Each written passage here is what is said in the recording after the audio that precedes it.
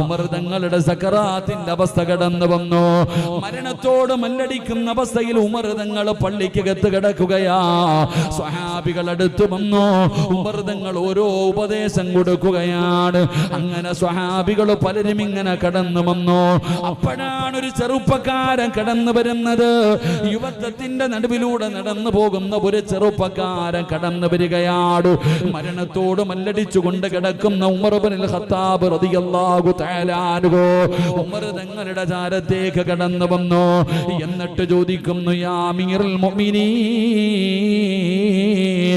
ഉമർ തങ്ങളെ നിങ്ങൾ എന്തിനാ സങ്കടപ്പെടുന്നത്? നിങ്ങൾ എന്തിനാ ഉമർ തങ്ങളെ സങ്കടപ്പെടുന്നത്? നിങ്ങൾ ആരായിരുന്നു ഉമർ?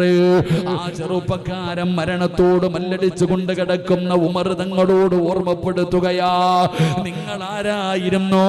അല്ലാഹുവിന്റെ പ്രവാചകൻ